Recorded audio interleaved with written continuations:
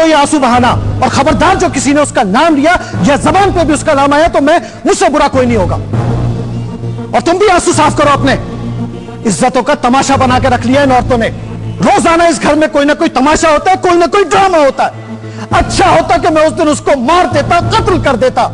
और खबरदार अगर किसी ने उसको तलाश करने की कोशिश की या घर में कदम रखने की इजाजत दी। क्या जज्बाती बातें कर रहे हो रजी?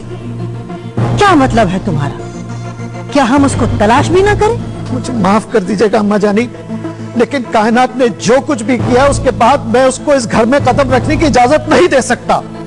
कैसी बातें कर रहे हो रजी मियां? जवान लड़की को सड़कों पे नहीं छोड़ा जाता। बदनामी तो तुम्हारी ही होगी ना? बदनामी क्या होती है और किसे कहते हैं मालूम है आपको?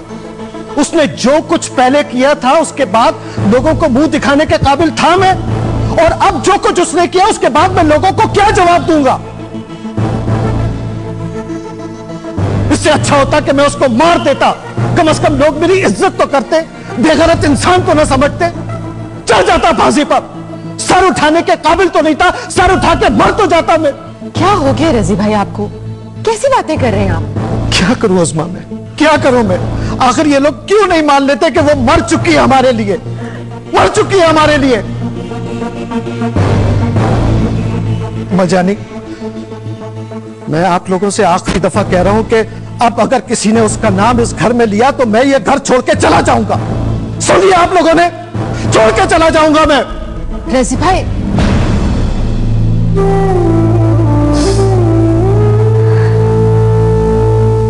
खुदा का वास्ता सुरैया,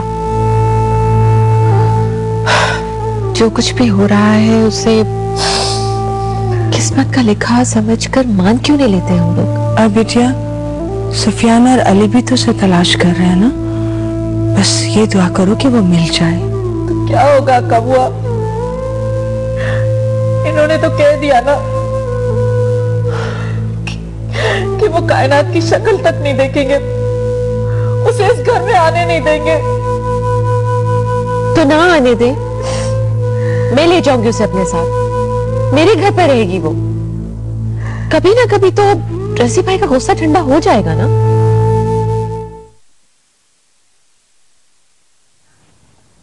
हेलो जी सुफियान भाई, कुछ पता चला? कायनात का कहीं नहीं पता चला। हम लोगों ने तो थाने और मुर्दा खाने तक तलाश कर लिया। सुफियान भाई, ये सब क्या हो रहा है? मेरी तो कुछ समझ में नहीं आ रहा। मैं तो घर आ गया हूं, हिम्मत ही नहीं पड़ी कि जाके अम्मा जानी या रजी से बात करता या उन्हें तसल्ली देता। अली घर चला गया, वो ही फोन करके बताएगा कि घर पे क्या हालात है। जहां जहां तलाश कर सकता था कर लिया, समझ नहीं आ रहा कि और कहां तलाश करूं। चलो, कुछ पता चलता है तो बताऊंगा। ओके।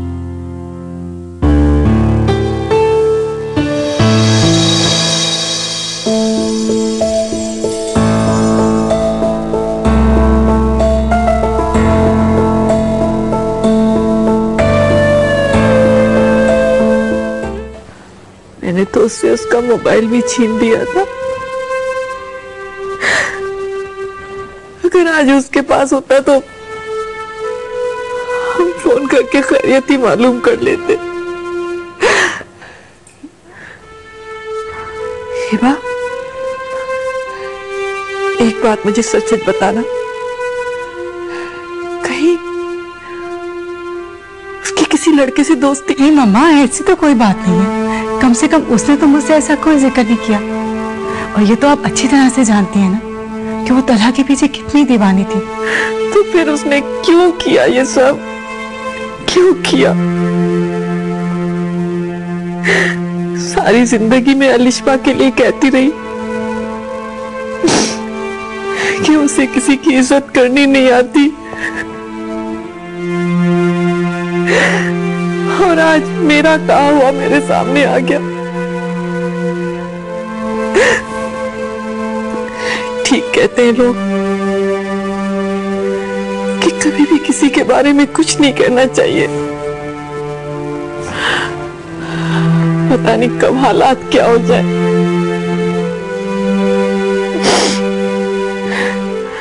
तुम्हारी अली से बात हुई, अब इतनी देर हो गई है, क्यों नहीं आए ये लोग? मालूम करो ना। मम्मा, मैंने कई बार फोन किया है अली और सुफियान अंकल को, पर उन दोनों के फोन ऑफ है।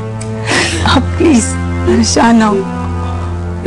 हे अल्लाह, बस अब हम पर रहम कर दे, हमारे गुनाहों को माफ कर दे मालिक। सब कुछ तेरे हाथ में है। तू जिसे चाहता है इज्जत और जिसे चाहता है जिल्लत देता है। हम तुझसे और कुछ नहीं मांगते मेरे अल्लाह, हम तुझसे कुछ नहीं मांगते मेरे परवरदिगार। बस सुकून और इज्जत अता कर, सुकून और इज्जत अता कर।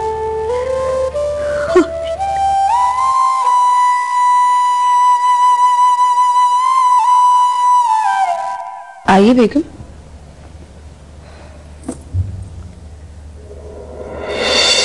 आपको तो बहुत तेज बुखार है। अगर है तो हम क्या करें? आप आराम करें। हमें समझ नहीं आती बेगम कि हम आपको ले जाकर कहाँ छुपा दें कि ये सारे हंगामे आप तक पहुंच भी न सके। हक्का हुआ, कमिश्नर साहब ने हम पर बहुत जुल्म किया है।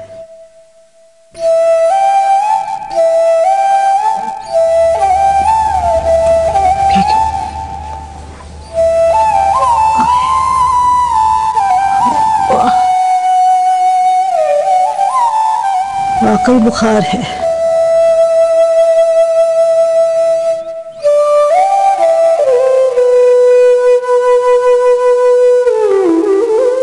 बेगम, कमिश्नर साहब तो कभी किसी पर जुल्म नहीं करते थे, तो फिर आप पर कैसे कर दिया? कब हुआ? क्या आप कमिश्नर साहब को बहुत अच्छी तरह जानती थी? बेगम, जितना भी जानते थे उसमें कभी किसी पर जुल्म करते नहीं देखा।